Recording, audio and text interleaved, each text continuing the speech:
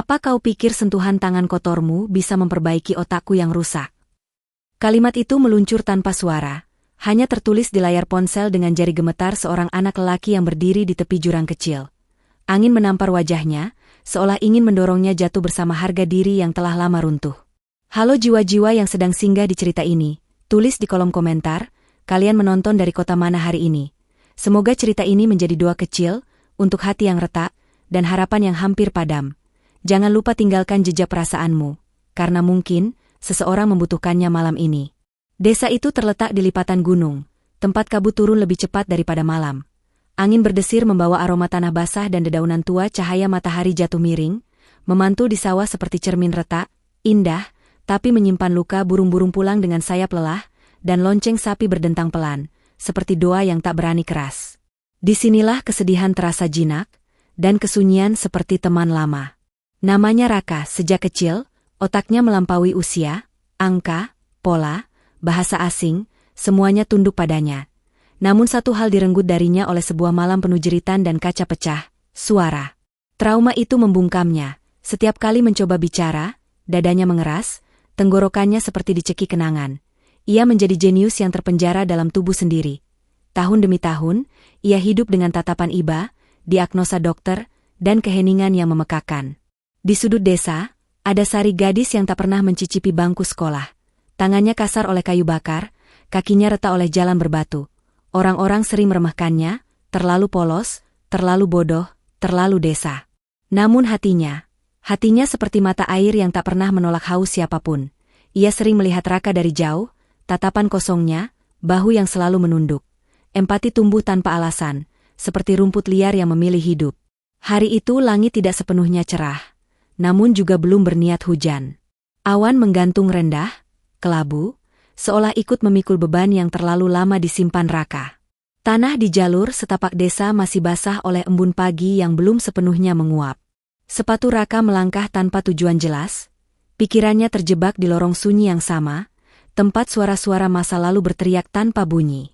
Ia berhenti di tepi jurang kecil, bukan jurang kematian, tapi cukup dalam untuk melukai. Di bawahnya, bebatuan tajam mengintai seperti rahang yang menunggu kelengahan. Angin tiba-tiba berembus lebih kencang, mendorong punggungnya. Raka kehilangan keseimbangan. Kakinya tergelincir, tubuhnya condong ke depan. Jantungnya menghantam dada, napasnya tercekat, namun yang paling menakutkan bukanlah jatuh, melainkan rasa familiar itu, perasaan tak ada siapapun yang akan menolong. Di saat itulah, langkah kaki berlari terdengar tergesa. Sari, yang sejak tadi memanggul kayu bakar di punggungnya, menjatuhkan ikatannya begitu saja. Kayu-kayu itu berhamburan, tapi ia tak peduli. Nalurinya bergerak lebih cepat daripada pikirannya. Tangannya meraih lengan Raka tepat sebelum tubuh itu jatuh sepenuhnya. Sentuhan itu kasar namun hangat. Tangan Sari bergetar, bukan karena takut kotor, melainkan takut kehilangan orang asing yang entah mengapa terasa begitu rapuh. Raka terkejut. Seluruh tubuhnya menegang. Ia tidak terbiasa disentuh, lebih-lebih oleh seseorang yang tak dikenalnya. Ia refleks menarik tangannya, namun genggaman Sari justru menguat, bukan memaksa, melainkan menahan dengan lembut, seolah berkata, "Aku di sini, jangan jatuh." Mata mereka bertemu. Mata Raka penuh amarah, takut, dan kelelahan yang tak pernah ia ceritakan. Mata Sari penuh kepanikan, kepedulian, dan ketulusan yang tak tahu cara disembunyikan. Beberapa detik itu terasa panjang, seolah waktu ikut menahan napas. Angin berhenti berdesir. Burung-burung diam.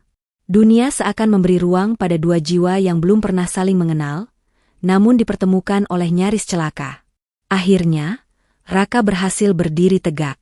Ia melepaskan tangannya dengan kasar. Dadanya naik turun. Tenggorokannya terasa kering. Ia ingin berteriak, ingin mengusir gadis itu, ingin berkata bahwa ia tak butuh siapapun. Tapi seperti biasa, tak ada suara yang keluar. Sari melangkah mundur satu langkah, menunduk sedikit, memberi jarak. Tidak meminta terima kasih. Tidak bertanya apapun. Hanya memastikan Raka benar-benar berdiri, benar-benar aman. Dan sejak detik itulah, sesuatu yang tak terlihat telah berubah. Bukan hanya karena Raka hampir jatuh, Melainkan karena untuk pertama kalinya dalam bertahun-tahun, seseorang menahannya tanpa meminta apapun sebagai balasan. Raka berdiri kaku beberapa langkah dari jurang kecil itu. Tangannya mengepal, bukan karena dingin, melainkan karena gelombang emosi yang berdesakan di dadanya. Detak jantungnya belum kembali normal. Ia merasa dipermalukan, bukan oleh hampir jatuhnya tubuh, tetapi oleh fakta bahwa ia diselamatkan. Selama bertahun-tahun, ia membangun tembok dari kesunyian agar tak perlu ditolong siapapun. Dan kini, tembok itu disentuh oleh tangan seorang gadis desa yang bahkan tak ia kenal. Ia merogoh ponsel dari saku jaketnya. Jarinya bergerak cepat, menghantam layar dengan kasar, seolah setiap huruf adalah pelampiasan dari luka lama yang tak pernah sembuh. Ia mengangkat layar itu ke arah Sari. "Jangan sok jadi pahlawan," tertulis di sana. "Aku tak butuh belas kasihan orang sepertimu." Sari membaca perlahan. Matanya tidak langsung bereaksi. Ia hanya mengangguk kecil, seakan memahami, seakan kata-kata itu bukan pisau. Padahal dada Sari terasa sesak. Ada nyeri halus yang merambat, bukan karena dihina, tapi karena ia tahu persis nada itu, nada orang yang terlalu lama sendirian. Raka belum selesai. Ia mengetik lagi, lebih kejam, lebih dingin. "Kau pikir dengan wajah lugu dan tangan kotor, kau bisa menolongku? Aku bukan orang desa bodoh yang bisa diselesaikan dengan niat baik." Kalimat-kalimat itu menggantung di udara seperti asap pahit. Angin kembali berembus, menggerakkan ujung jilbab Sari yang sudah lusuh. Beberapa orang desa yang lewat melirik sekilas, lalu berlalu, seolah konflik kecil itu bukan urusan mereka. Bagi Raka, tatapan-tatapan itu menguatkan egonya. Bagi Sari, justru sebaliknya, ia merasa semakin kecil. Namun Sari tidak membalas dengan amarah. Ia menunduk, mengambil kayu bakar yang tadi terjatuh, satu persatu, dengan gerakan pelan. Setiap kayu yang diangkat seperti doa yang ditelan sendiri. Saat semua terkumpul, ia berdiri, menatap Raka dengan mata yang tidak marah, tidak tersinggung, hanya jujur. "Aku tidak menolong karena kau hebat," katanya pelan. "Aku menolong karena kau hampir jatuh." Kalimat itu sederhana, tidak membela diri, tidak menyerang balik. Tapi justru itulah yang membuat Raka terguncang. Ia ingin melihat gadis itu tersinggung, ingin melihat air mata, ingin merasa menang. Namun yang ia lihat hanyalah ketenangan, ketenangan orang yang tak merasa lebih tinggi atau lebih rendah. Raka berpaling. Dadanya terasa makin berat. Ada kemarahan yang tak menemukan sasaran, lalu berubah menjadi rasa malu yang ia benci. Ia melangkah pergi tanpa menoleh, meninggalkan Sari di belakang, bersama kayu bakar dan senja yang mulai turun. Namun di balik langkah kasarnya, sesuatu retak perlahan di dalam dirinya. Karena untuk pertama kalinya, hinaannya tidak memantul kembali sebagai kebencian, melainkan tenggelam dalam kesabaran yang tak ia pahami. Dan konflik itu, bukan sekadar antara dua manusia, melainkan antara luka lama dan ketulusan yang menolak pergi.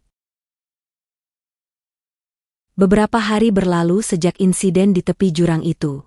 Raka berusaha meyakinkan dirinya bahwa peristiwa tersebut tidak berarti apa-apa. Ia kembali berjalan menyusuri desa dengan langkah cepat, kepala tertunduk, telinga tertutup headphone meski tak ada musik yang diputar. Kesunyian adalah satu-satunya hal yang terasa aman. Namun anehnya, setiap kali ia melewati jalan setapak menuju sawah, bayangan seorang gadis dengan kayu bakar di punggungnya selalu muncul, seperti noda cahaya yang tak bisa dihapus dari ingatan. Sore itu, Sari kembali melihat Raka duduk sendirian di gubuk kecil pinggir sawah. Ia ragu untuk mendekat. Kata-kata hinaan itu masih terngiang, masih menyisakan perih yang belum sepenuhnya reda.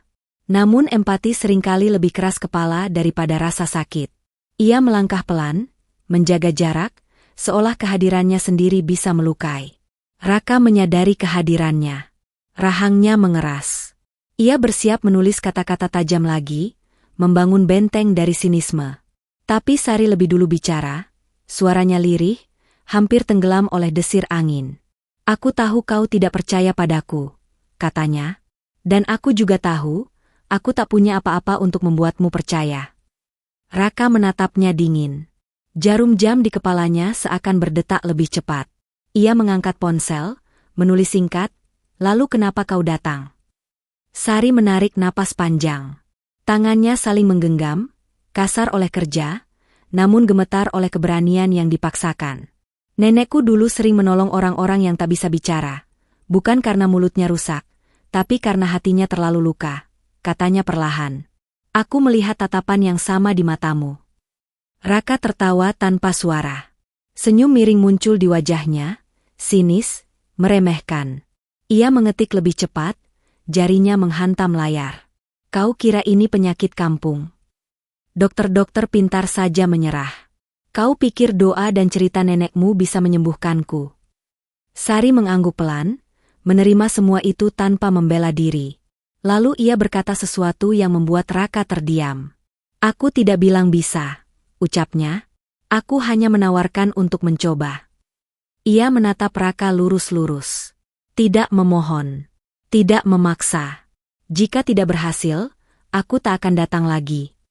Kalimat itu terasa seperti taruhan bodoh. Mustahil. Tak masuk akal.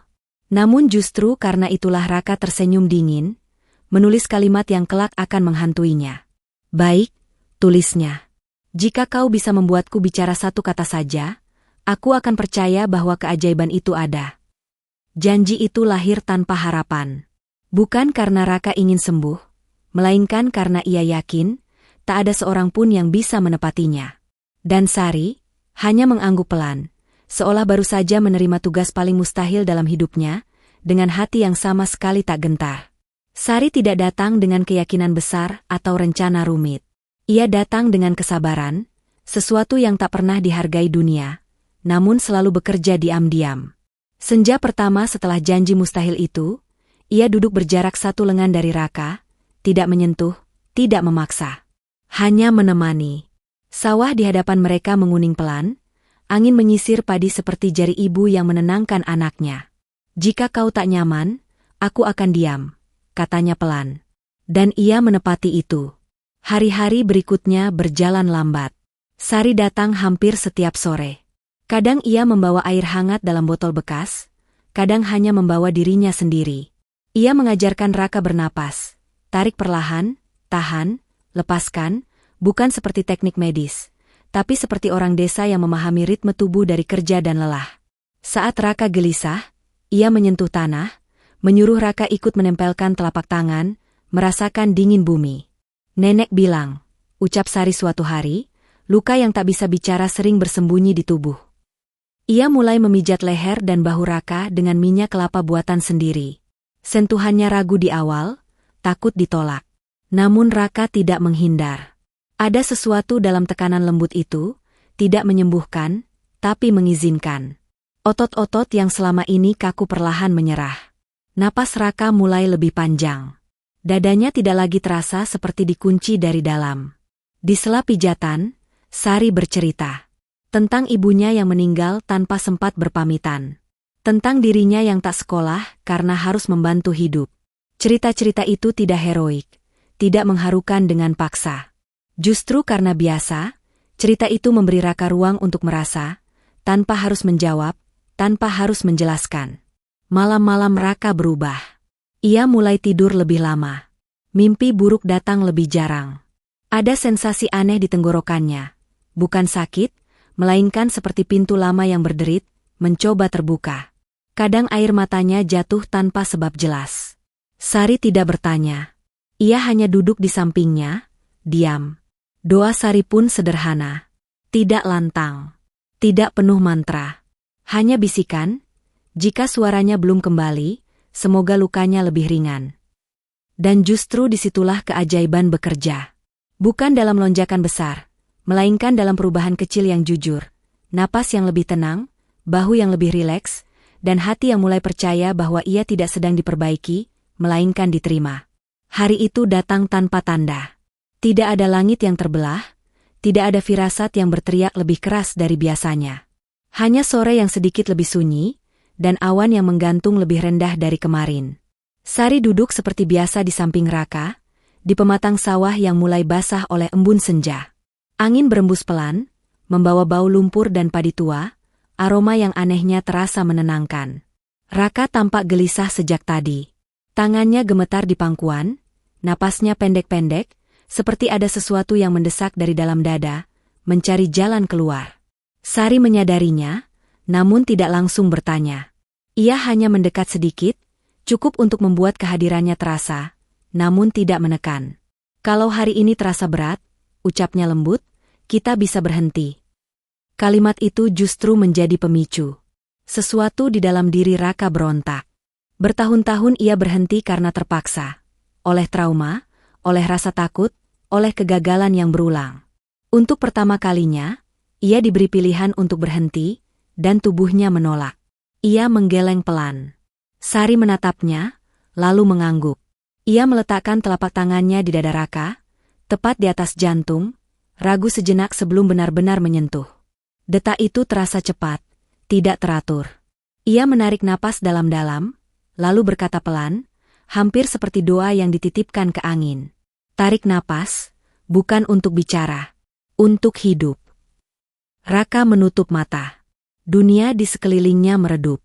Ia tidak lagi melihat sawah, langit, atau wajah Sari. Yang ada hanya lorong gelap di dalam kepalanya, tempat jeritan lama bersembunyi. Dadanya terasa panas. Tenggorokannya menegang. Air mata mengalir tanpa bisa ditahan. Lalu, perlahan, panas itu mereda. Seperti es yang mencair. Seperti simpul yang dilepas satu demi satu. Ada getaran kecil di lehernya. Udara yang selama ini tertahan, menemukan celah. Raka membuka mulut. Tidak ada suara di awal. Hanya hembusan napas serak. Tubuhnya gemetar hebat. Seolah menolak dan menerima pada saat yang sama. Sari hampir berkata, tak apa, namun menahan diri. Ia tahu, ini bukan saatnya menyelah. Kemudian, suara itu keluar. Sa. Hanya satu suku kata. Patah. Lemah. Tapi nyata. Mata Raka membelalak. Dunia kembali dengan ledakan sunyi. Ia menelan ludah, mencoba lagi, seluruh tubuhnya bergetar. Sa. RI. Nama itu jatuh di udara seperti hujan pertama setelah kemarau panjang. Sari menutup mulutnya dengan tangan, air mata langsung tumpah. Raka sendiri terisak. Suaranya pecah, tidak terkendali. Ia memegang tenggorokannya, seolah tak percaya bahwa bagian tubuh itu akhirnya mengingat fungsinya. Aku bicara. Kalimat itu keluar terputus-putus, penuh tangis dan ketakutan sekaligus harapan. Keajaiban itu tidak meledak.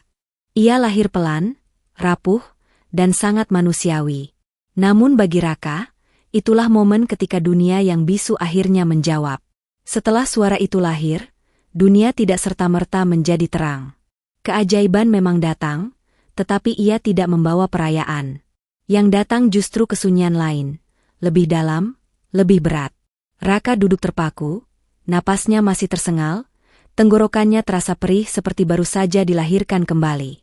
Di seberangnya, Sari masih terisak, menahan tangis dengan telapak tangan yang gemetar. Namun Raka tidak langsung menatapnya. Kepalanya tertunduk, seolah ada beban yang baru saja jatuh ke dadanya, dan itu bukan bahagia. Kata-kata lama berputar di kepalanya. Kalimat-kalimat yang pernah ia tulis dengan sinis. Nada merendahkan yang ia lontarkan tanpa rasa bersalah. Semua itu kini kembali, satu persatu, menghantamnya dengan suara yang akhirnya bisa ia dengar sendiri. Raka mencoba bicara lagi. Suaranya keluar, tapi berat. Bukan karena trauma, melainkan karena penyesalan. Aku jahat padamu. Sari menggeleng cepat, hendak menyangkal, tapi Raka mengangkat tangannya, gerakan kecil, namun tegas. Ia mengangkat wajahnya, matanya merah, basah, penuh rasa malu yang telanjang.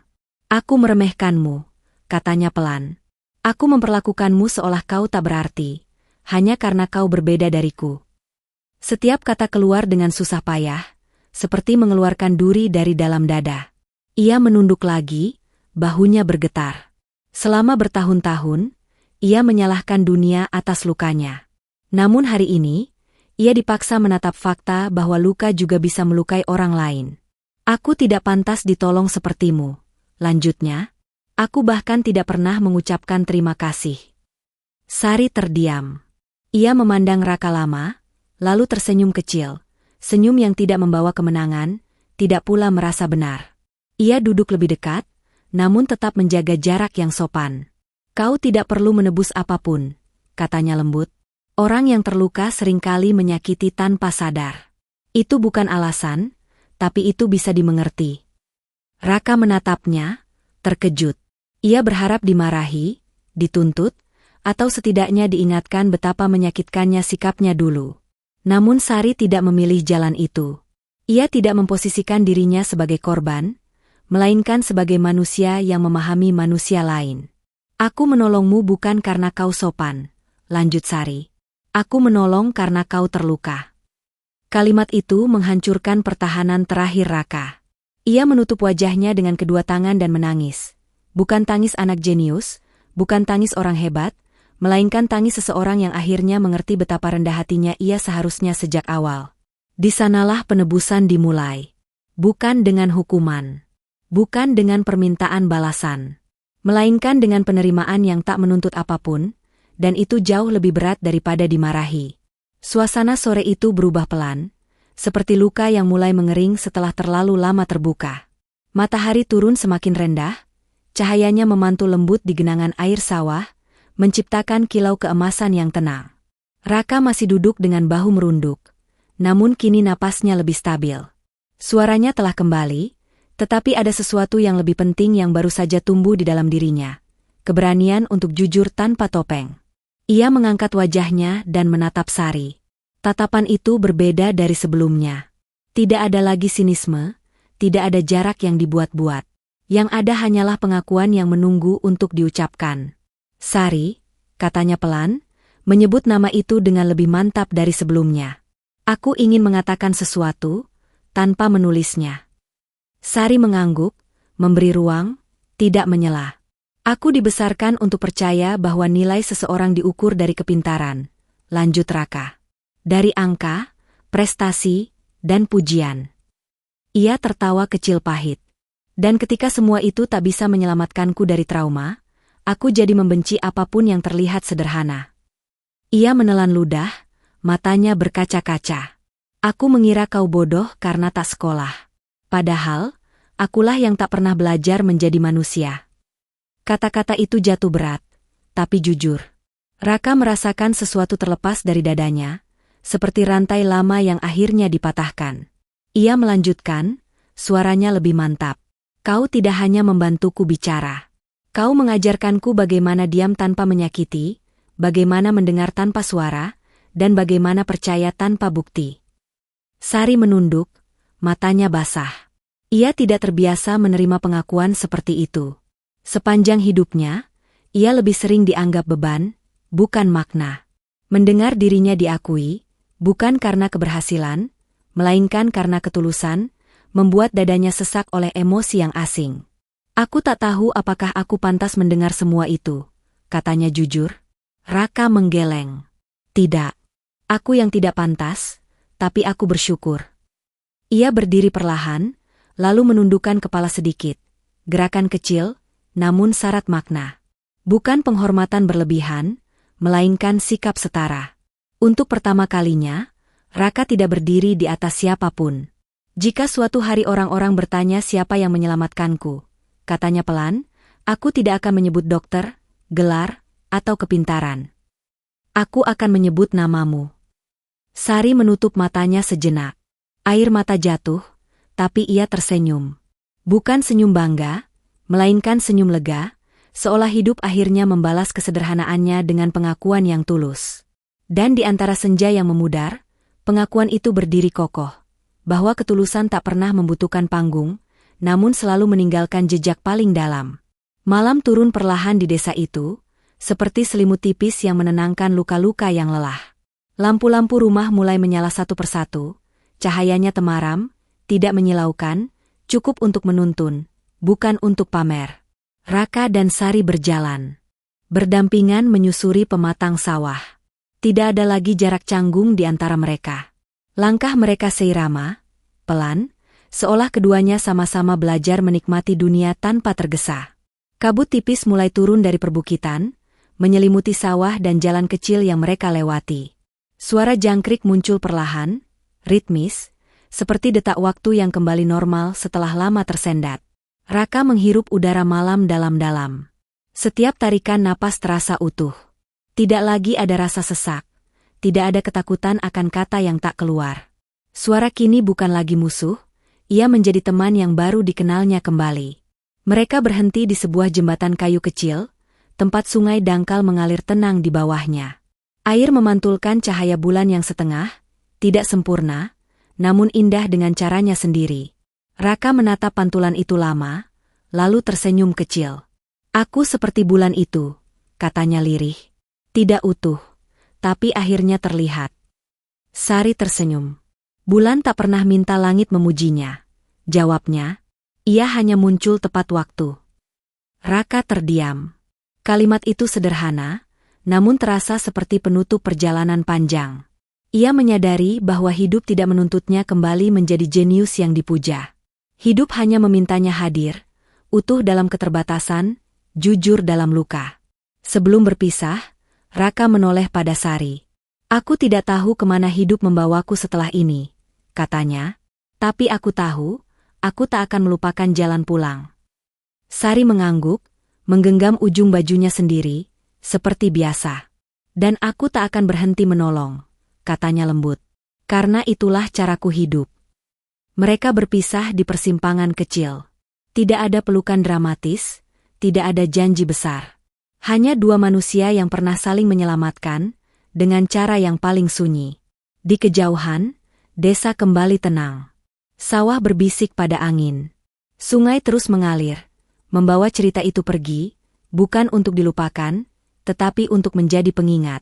Bahwa keajaiban paling besar tidak pernah lahir dari kepintaran atau pendidikan, melainkan dari hati yang memilih tetap lembut di dunia yang seringkali kejam.